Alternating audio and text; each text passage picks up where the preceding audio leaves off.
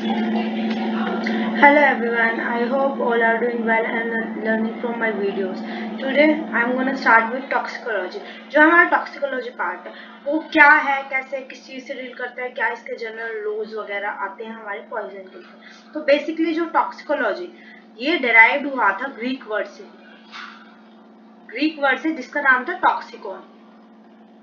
आपको पता होना चाहिए इसका मेनली यही है, ये पॉइजनस सब्सटेंस के लिए, जो हमारे पॉइजनस सब्सटेंस होते हैं उनके लिए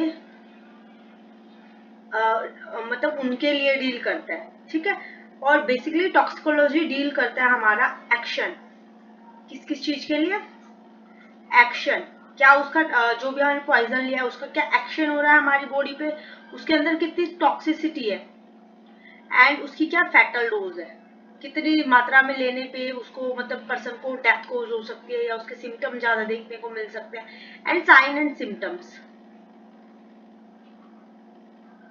एंड लास्ट में हमारा ये डील करता है डिटेक्शन, हम उसको फोरेंसिकली अगर टॉक्सिकोलॉजी में बात करते हैं तो उसको डिटेक्ट हम कैसे कर पा रहे हैं।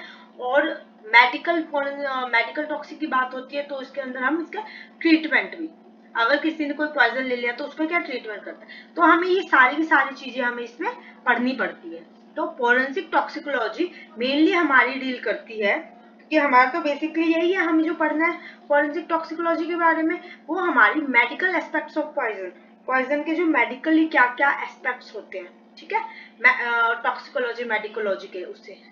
तो सबसे पहले इसमें हमारी टर्म आ जाती है पॉइजन। टॉक्सिकोलॉजी की जब हमारी बात चलती है तो पॉइजन, पॉइजन क्या होता है, हम किसे पॉइजन कहेंगे, ठीक है। पॉइजन बेसिकली एक नॉर्मली बात अगर बोलते हैं तो नॉर्मल हमारा पॉइजन हर वो सब्सटेंस है जो हमारे आसपास इन्वायरमेंट में, everything is the poison if, अगर उसको हम एक्सेस अमाउंट में लेते हैं, ठीक है। अगर आपने उसको लिमिटेड अमाउंट में लिया तो वो पॉइजनस प्रॉपर्टी इतनी शो नहीं करेगा, पर हर चीज पॉइजनस है जितनी चीजें हमारी इन्वायरमेंट में है। Any substance in any form entering into a living being, ठीक है, लिविंग बॉडी के अंदर एंटर करती है वो अपना क्या नाम है, कोई भी रूट के थ्रू, लाइक स्किन के थ्रू, हमारी वेन्स के थ्रू, या हम खाते हैं उसके थ्रू, किसी भी रूट से वो हमारे कांटेक्ट में आता है पूरे बॉडी सरफेस के, तो वो हमारा पॉइजनस क्रिएट करती है, जो हमारी मतलब हेल्थ को इल बनाती है, वो हमारी पॉइजनस होते हैं। एनी सब्सटेंस जो भी हमारा हाई अमाउंट में लिया जाता है, एनी फॉर्म में ले रहे हैं, बॉडी को इफेक्ट देता है, ठीक है, ये हमारा पॉइजन होता है। और हमारे पॉइजन के अंदर हम इसके बारे में भी पढ़ते हैं, लाइक डिफरेंस क्या क्या होता है ड्रग एंड पॉइजन में, ठीक है। ड्रग एंड पॉइजन में क्या क्या डिफरेंस होता है, drug and poison, drug and poison में नॉर्मली एक सिंगल सा डिफरेंस है, लाइक अगर हम ड्रग की बात करते हैं वो हमारा ओवरडोज, ठीक है। और जो ड्रग होता है इनकी मतलब नॉर्मली डोजेस के ऊपर हम ये बात कर रहे हैं, ड्रग क्या होता है अगर ओवरडोज हो जाती है, ठीक है, अगर ड्रग ओवरडोज हो जाती है, कोई भी, अगर पैरासीटामोल की बात करते हैं वो हमारे मेडिकली बहुत हेल्पफुल होता है ना, हमारी हेल्थ, हमें फीवर हुआ तो हम पैरासीटामोल ले लेते हैं और हम ठीक हो जाते हैं। बट अगर उसको हमने पूरे 2-3 पत्ते या 20-30 टैबलेट्स उसकी खा ली है तो वो हमारा पॉइजनस प्रॉपर्टी कोज करता है, पॉइजन बनाता है। अगर उसे लो डोज में लेंगे तो वो हमारे लिए मतलब जितनी हमें जरूरत है वो हमारी हेल्थ को ठीक कर सकता है।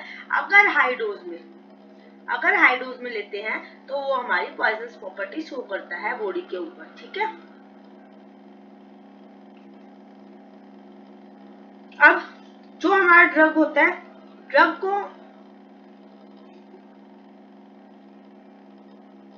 जो हमारा ड्रग होता है वो हमारा कोई भी सब्सटेंस जो नेचुरली और सिंथेटिकली, है ना, नेचुरली मेड होता है, जो प्लांट के थ्रू आते हैं, ये सारे जो ड्रग्स होते हैं वो हमारी बॉडी के ऊपर कौन कौन से इफेक्ट डालता है। ड्रग हमारा डालता है साइकोलॉजी भी, किसी पर्सन की साइकोलॉजिकल स्टेज को भी चेंज कर देता है वो हमारा, और हमारा फिजियोलॉजिकल, जो बॉडी पे हम हमारे वो पैटर्न या हमें मतलब सो जाते हैं, डिप्रेशन की स्टेज आ जाती है, फिजियोलॉजिकली भी ये हमारे इफेक्ट करता है बॉडी के ऊपर, कोई भी लिविंग बीइंग जो होते हैं। और ज्यादातर हम जो ड्रग्स को हम कहाँ यूज करते हैं, ज्यादातर हम ड्रग्स को हम ट्रीटमेंट के तौर पे यूज करते हैं, क्योंकि हम मेडिसिन को भी तो ड्रग्स बोलते हैं ना, medicine also called as drug.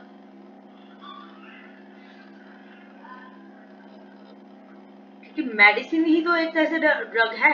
तो हम क्या नाम है, कोई भी हमें प्रॉब्लम होती है, तो कोई डिजीज होती है, तो उसके लिए ये जो ड्रग होती है बहुत बेनिफिशियली इफेक्ट शो करती है, ठीक है। बट अगर यही ड्रग आप हायर अमाउंट में ले लेते हो तो वो हमारा टॉक्सिक हो जाता है, टॉक्सिकोलॉजी से डील करता है।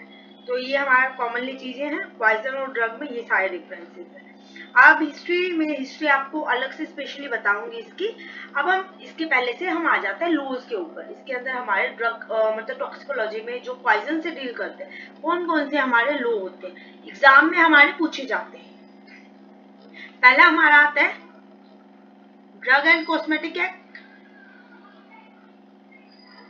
ये हमारा 1914 में आया था।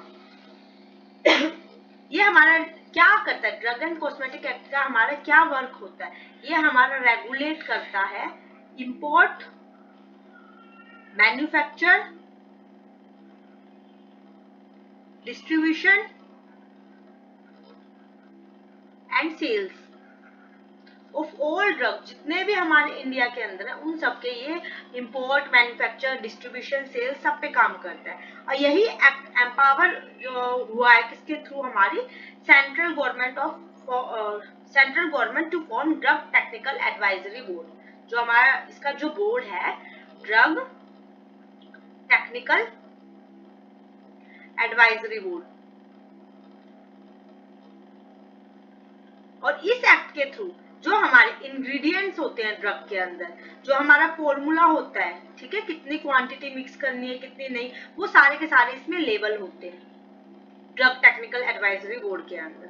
और उसी के थ्रू हमारा चेक किया जाता है, ठीक है, किसी भी ड्रग की क्या क्या चेक की जाती है, किसी भी ड्रग की हमें क्वालिटी, क्या उसकी क्वालिटी है, कितना इफेक्टिव है। लाइक कोविड के टाइम पे जो वैक्सीन बन रही थी, हमने उसकी पहले क्वांटिटी थोड़ी सी बनाई, फिर उसकी क्वालिटी कितनी अच्छी है उसको अप्लाई करके देखा जो ह्यूमन बींग्स होते हैं उनके ऊपर, क्वालिटी कैसी है, प्योरिटी कैसी है, और उसकी स्ट्रेंथ ऑफ ड्रग, मतलब कितना हम उसका वो कर सकते हैं। तो ये हमारा अमेंड हुआ था 1964 में, जो हमारा वर्किंग में आ गया था।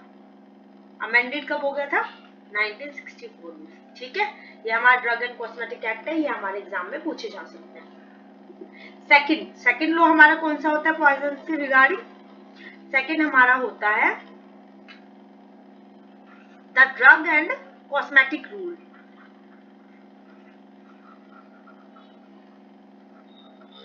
वो हमारा एक्ट था, ड्रग एंड कॉस्मेटिक एक्ट 1914 में आया था। ये हमारे रूल्स है ड्रग एंड कॉस्मेटिक, ये 1945 के अंदर आए थे।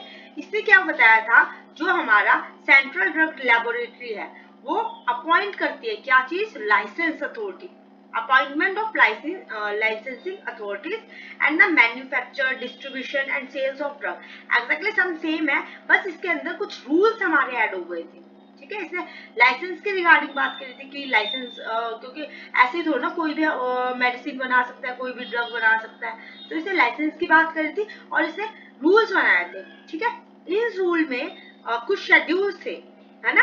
कौन कौन से हमारे शेड्यूल्स थे इसमें, शेड्यूल सी हो गया, E F G H J आई, ये हमारे शेड्यूल इसमें डील करते हैं। जो शेड्यूल सी करता है हमारा डील, वो बायोलॉजिकल एंड स्पेशल प्रोडक्ट के लिए करता है,